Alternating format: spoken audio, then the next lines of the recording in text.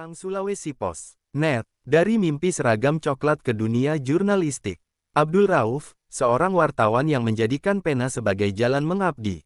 Di sebuah sudut Kabupaten Pinrang, tepatnya pada tanggal 20 Maret tahun 1970, lahirlah seorang anak bernama Abdul Rauf Pondang. Sejak kecil, ia menyimpan mimpi yang sederhana namun penuh semangat menjadi seorang polisi. Baginya, seragam coklat adalah simbol pengabdian dan keberanian untuk membantu masyarakat. Selepas menamatkan pendidikan di SMA Muhammadiyah Pinrang, Abdul Rauf Pondang sempat menata langkah untuk mengejar cita-cita tersebut. Namun perjalanan hidup berkata lain. Takdir justru membawanya ke dunia yang sama-sama menuntut keberanian, tetapi bukan dengan senjata, melainkan dengan pena dan keberpihakan pada kebenaran. Awal mula ketertarikannya terhadap dunia jurnalistik lahir dari pergaulan. Ia kerap berkumpul bersama teman-teman wartawan. Dari obrolan ringan di warung kopi hingga diskusi tentang peristiwa sosial, Abdul Rauf Pondang mulai mengenal denyut kehidupan seorang jurnalis. Ajakan teman-temannya perlahan membuka jalan baru dalam hidupnya. Saya memang sejak dulu ingin membantu sesama, ungkapnya suatu ketika. Keinginan itulah yang membuatnya merasa dunia jurnalistik adalah tempat yang tepat untuk mengabdi. Apa yang awalnya sekadar ketertarikan, lama-kelamaan berubah menjadi kecintaan mendalam.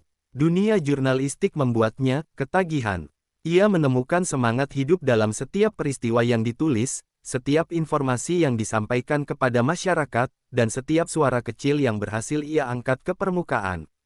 Karir jurnalistik Abdul Rauf Pondang dimulai saat bergabung dengan tabloid Lampu Merah pada 2006 hingga 2008.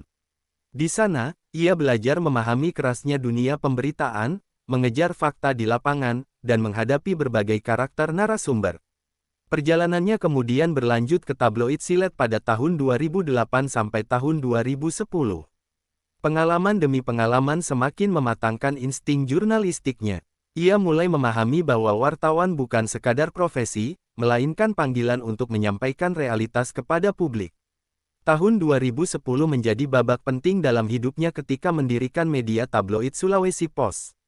Selama kurang lebih 14 tahun, Abdul Rauf Pondang menjadi saksi berbagai perubahan sosial, politik, hingga perkembangan daerah.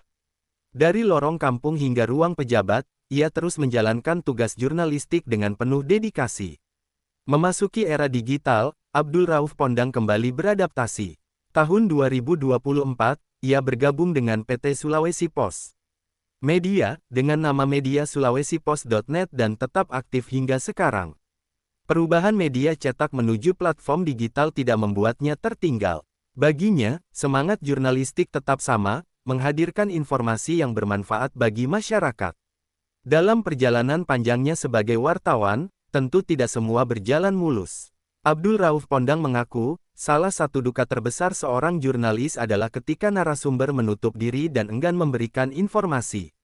Situasi itu sering menjadi tantangan tersendiri, terutama ketika masyarakat membutuhkan kejelasan sebuah persoalan.